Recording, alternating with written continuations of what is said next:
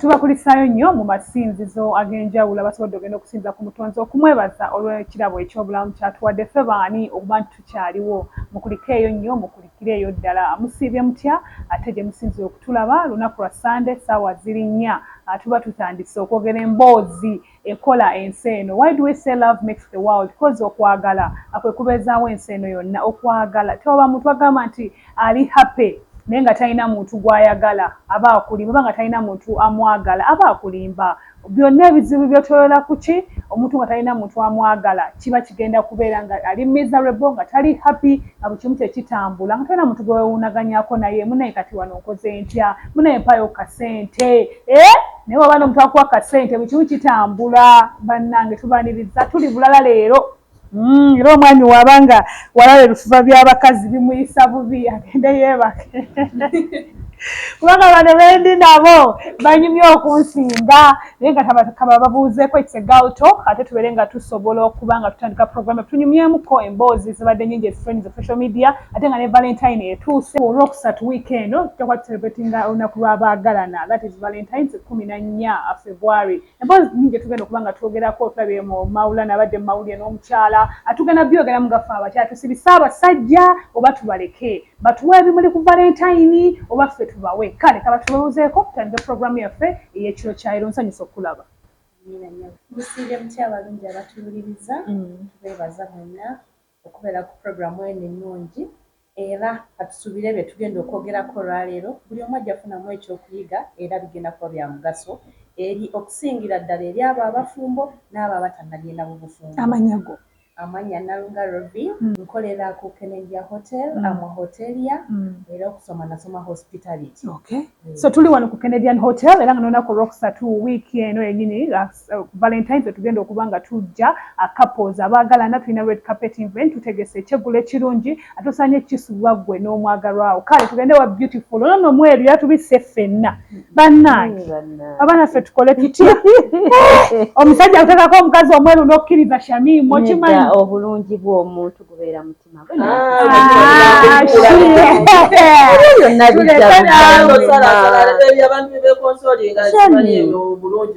Omala okulaba omuntu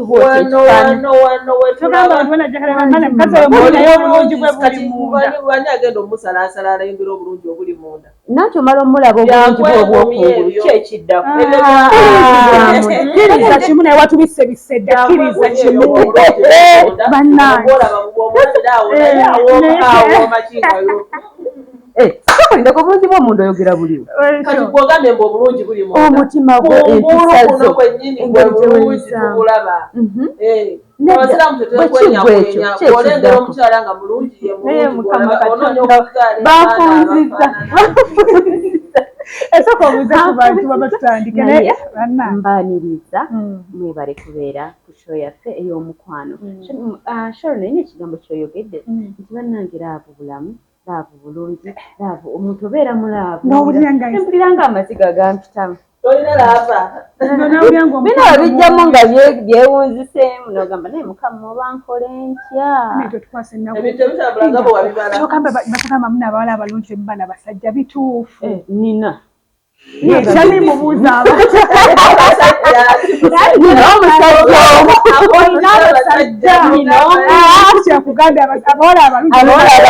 ataddeko abasajja buli muntu alina omusajja Katonda gwe yamutondera okubeera naye oba oli mulungi oba oli mubi nza n'omusanga nga mubi naye nga talina musanga nga mulungi naye nga tannafuna so kisinziira kiseera nze Mage Ann Mwambozi nabagambye gye nkolera ntunda ttaka era nenkukubiriza Leka mukazi ati okayogera ebyako Shamimu wati sente zakwonoona ekigenda okulemesa obufuumbo gwe omwana ono era nzimbadde nsaba Shamimu omwami wa Shamimu ajje agule Valentine amuwa akapoloti abasajja senga bategeera nate munaye abasajja tebategeera bajje bamuwa akataka nga kyekirabo kyamuwadde olunaku olw'abaagalana era mwe mubeereeyo mwesiteti nga mulambula akakalabo kubaamu birungi. She's beautiful in and out. Mimi weyanjire tutandike program. leero tujidde bya mukwano naye tuli mu sitayiro tuli bulala ebirabo ebyogaba babitigidde mataka nekimanye bawo nakusanga nga akomyewo waka ekiro nga weesibye tawulo ng'oli bwoti ng'oli awo just otudde omuliize gwamu akafaananyi kaweteeka anyway zitandike program enakawale tugenda kwogera ku nsonga nyingi of course Valentine will come last atulabye abakyala bangi Shamim Maggie ffenna abali wano ku pale olunaku olwaleero atulowooza nti obuvunaanyizibwa bw'okulabirira abaana buli ku baami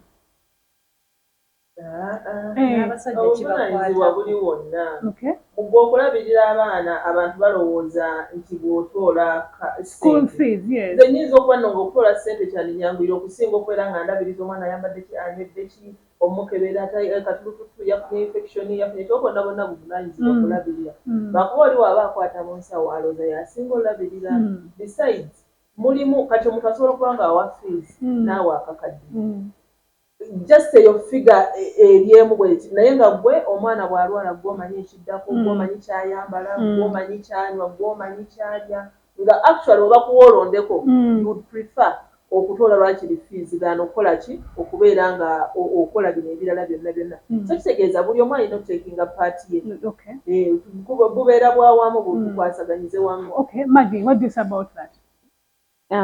Mpozi ogambye obuvunaanyizibwa bw'okulabirira abaana responsibilities zonna obuvunaanyizibwa ku muntu eri abaana taata oba maama mu bulamu nze nkitwala nti omukyala bw'okeera ku makya n'ozaala omwana kitwale nti wuwo ebintu bino tebikyaliwo mbunzadde omwana wa Noah yalina okuba omwana wo oba akagaati niwagula omugaati oba school fees gula school fees oba empale gwavunaanyizibwako nedda just yosaba busabi Katonda naawe omusajja ono omutima ogulabirira abaana bo bwe kiba kigaanye nga gwe omukyala nina kagundi kendabye ka video ku gundi ku Instagram ndabye omukyala ng'atadde omwana ku piki alina n'omulala gwaweese mu mugongo avuga bagenda kuyiriba n'omwana we naye ng'omukyala yavuga booda so ebintu bino biri bibiri kyeteekemu nti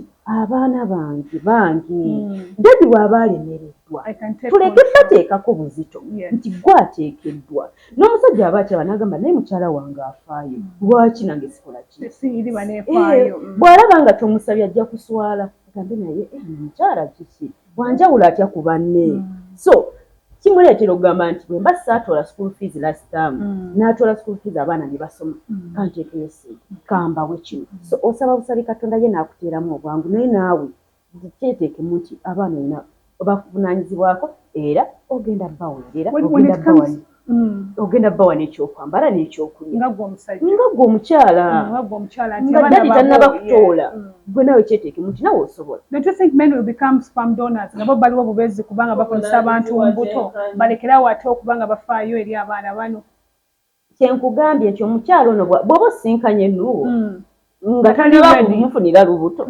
olaba nti asobola wagamba not ready to have a child and you're ready n'ogamba itokeze nga nkwesonyiwa nga ngenda eri ayagala ozaala kubanga nange njagala zaala twetika omusalaba gwaffe nze ne dadi nuwanga muleka mba nfaaki naye atayagala kuzaala kati fe abakazi fe tulina obuuza abasajja nti oyagala okuzaala tuzaale oba omusajja alina okugamba want a child this comes to you omusajja ayinza okujja n'akugamba I want to have a child with you. Sagala kuwasa, but I want to have a child with you. We're going to discuss about this. Naye atenga gumuli owulira you want to have a family with that person. Kati gwe owulira nga ate yayagala just kuzaala buzaazi omwana akulekaawo. Nze ndaba nga yo in a different world. Nkireka kubanga kiba tekinkolera. Naye kati wewesanga nti n'omukazi abadde just tali nnyo ku musajja naye ng'agamba nze ne weefunayo akaana kange kamu I'm okay, I'm contented. Buli omu abeera n'okusala. So some girls get pregnant because baba baagala abaana. Just ayagala mwana anti abamu tebaagala kubeera na stress za bufumbo. Babikoowa. Mumanyi nti buli mwala ayagala kufumbirwa. Buli omu ayagala kubeera mu makambo omubeereko. Ayagala kuzaala niwafaanana bulungi musajja mulungi kamuzaale. Mwesiba nnyo okubadda. Bamanyi. Nende nebindeka waali ne muntu naye buseera Noah. Ayina sejjagala kutunula. abajja kubira akabasanga leero n'owayo wange munnange nze oyo omuntu wange oyagala sigala ng'oli mukwano gwange n'owamuveeko. Anyways, let's talk about this. If a man comes to n'akugamba nti I want to have a child with you, does that mean ayagala kukwasa oba ayagala just kuzaalamu mwana? Anti awe nkubuuliza oyagala mwana by the way ng'otoyagala akulimbelimbe nawe wefuule nti nawe yakiyaayi mugambe twezaalemu bwezi olaba oti mwezagala nnyo ebintu bya bufumbo akasi olaba ng'akyamusoma nyono muyaayi jasi ayagala byaki byakuzaala mwana wagende n'ogera so nomanya yeye ono kansooke nnende kansooke mwetegereze okumala omwaka oba emyezi nga 6 ntambule nkoleki nveewo omanya talina future fenna twagala abantu abalina future bangi nnyo Sharon obasanga eyo bambi nga basinga omumaaza olw'okuba ki olw'okuba tiyasooka kumanya muntu kyono gwali so naye bw'osooka n'omwetegereza n'omutegeera then bw'omala omutegeera kola bibyo nze bannange omuntu obeera mu mukwano leero nziza okukukyawa nsobola okukukyawa nsobola okuvaamu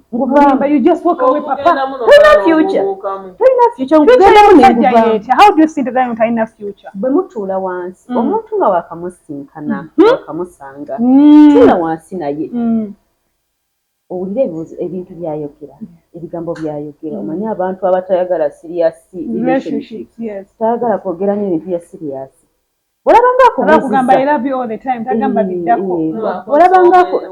talina gundi talina gumba talina nsonga erina gumba olabanga akubuzizza Shamimu olina dadi gyali mami gyali olaba nti bambi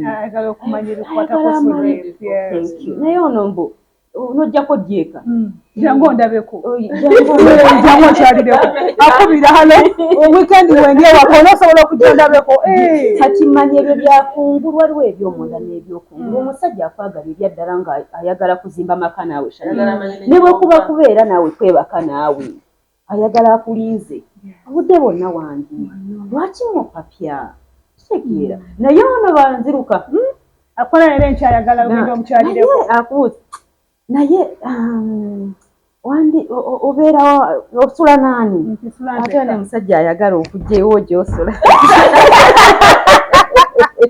atandikana sokotulabesibwabeera ayakugamba ewo obeerayo naani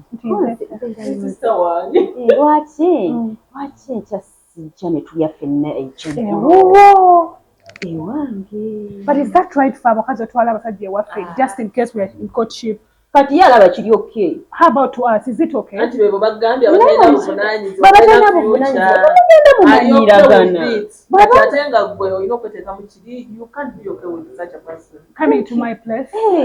Naye ate mwamutuuka ekiseera nga muludde mwena naye no wankamulaba ayagala kumanya osula naani ate nekyeggulo kyagamba teyakiguze nakigula tekiguze ayagala ajja kirye agende ajakirye yange.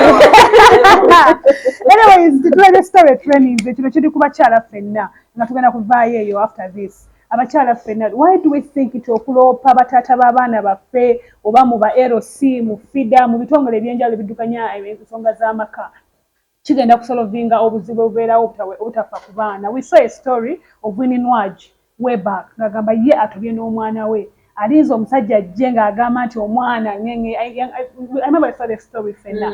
So recently okitegeera ne tulaba ne Mary Favia ng'agamba bannange baza abasajja. She came out and nakyogeza with passion n'agamba nange ndaba omuntu ajja ng'azunga about this. Abasajja basudde buvunaanyizibwa bwabwe oba betuzaalamu be bakyamu. Naye n'omuntu watuukira okuvaayo okuyita embwa kubanga mu culture yaffe ekyo si kyekigambo ekiri ekya bulijjo tekiba kyampisa tekya bugunju. However oli era watuukira okugamba kiringa nga bonogamba omuntu avudde mu mbeera n'ayomba oba ne balwana wabeerawo ekiba kireese ekyo. So basically n'ekyo ekyomuntu watuuka ovaayo n'agamba ono bannange natwabana nga mwatandika jjani ey'okuzaala abaana nga mukkiriziganyizza atali mwana omu babiri wabula abamu batuuka ne mu baana batano naye n'atuuka okuba ng'agamba kati sikyalina walala okujja kugenda mu mateeka kitegeeza abo in most cases oluusi ne family bo bennyini balemereddwa okukkiriziganya nti bannange buli omu atwale obuvunaanyizibwa bwe ne muvaawo ne mugenda oluusi ne families waliwo families ezigamba bannange tudde mu nsonga naye mu byalo bagenda nga bogambye wabakyanaatuka nagamba buulire abifadiyo mugende wa probation officer abayambe okitegera babasalirewo okitegera biringa bintu bya family estate zibalemye managinga nebigende wa administrator general okitegera so kati in most cases womulemererwa ku grounds zino eza common person oba okukkiriziganya ng'abantu oba oyagala ekiddako oyagala abaana bo bafune obulamu obulungi batono omutwe gwe gwo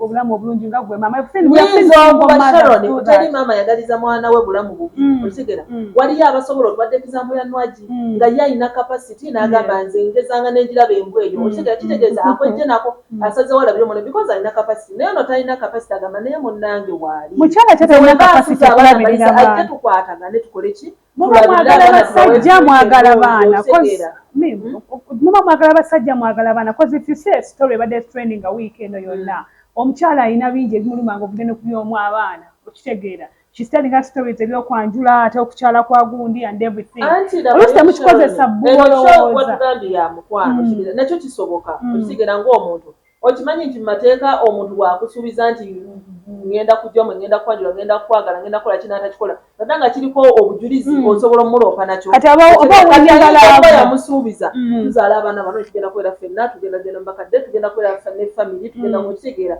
however n'amala abasajja bo babikolanga n'amala neyekyusa n'amala n'afuna omuntu omulala amuwa eddembe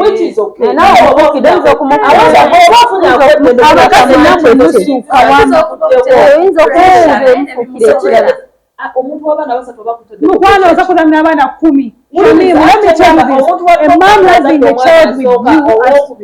n'abataano basobola obba kuzaalamu naye nga takwagala nga just oliwo obubeezamulako emirembe nga n'abaana bano gw'okwata mukwate gw'okwata omusajja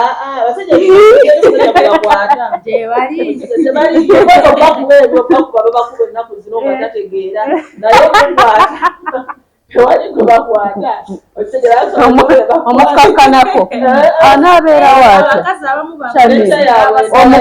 omukubye emiggo agenda kugamba atya ntisakulira abaana ndabirira omusajja tuwagamba ezo cases ziri rare fena tukimanyi ezo cases fena Sharon nga tuvudde kale mu bino nti oba show baki tukimanyi ziri rare olaba nga watuuse you go to schools you've done these shows ng'ogyeko eno y'omukwano kati gy'olimu era olaba abantu you go to schools bataata osangayo basatu does that mean abo abaana tebalina bataata balina naye bamama mwagobako abaana bataata kakati abamu balina ensonga nnyingi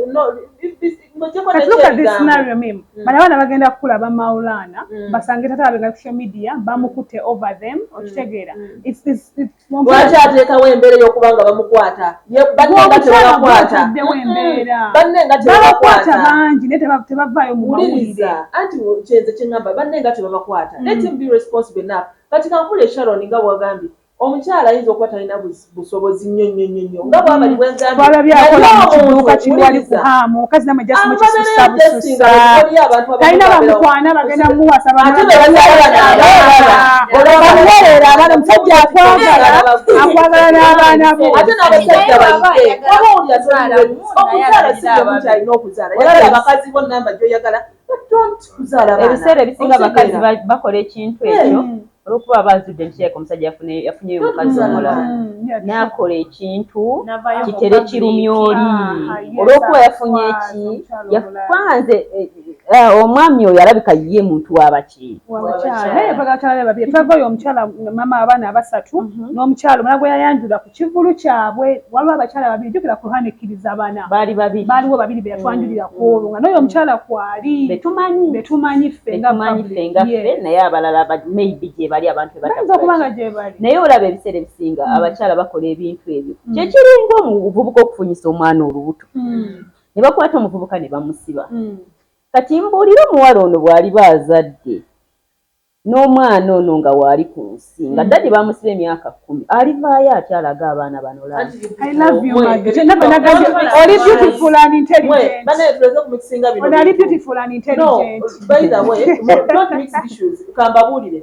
Omuntu gwe basiba kati omwana waaba what do you expect? No, bamuzaalemu omwana atategera taneesera tanoza emyaka 18 and you expect parents to sit there okimanyi naye bakuvuna n'okubeera Sharon mu mateeka nawe okimanyi omwana waba tanneetuuka okimanyi naye buvunanyizibwa bwo yosokeralesa okulaba nti omwana bafunisiza olubuto n'omulekaawo n'ogamba nti just ensonga ziggwe wali ababikola ofcourse n'alyamu ne bategeragana behind the curtains n'agamba mpayo miliyoni 10 mpayo ki ne biggwera however n'abo era be batuuka okusiba you people nze mbabulire wabeerawo ensonga kiringa bona osituka enkya ne weekalakaasi bona kwaki wabeerawo ekikireese ekyo mulemeddwa okukkiriziganya oli n'agamba kangezeeko kino kati n'okuswala kuvuddewo osanga amagezi ganajja oluvannyuma nga tugenda okuwummula ddala tugalewo guno omulamwa tukomewo ate ne Valentines kyandibadde kitya bakanye leka kusiba taata w'abaana ensi yonna ekutegeere osigala oswala kanya ne bbaawo bw'aba aganye kwata abaana bamutwalire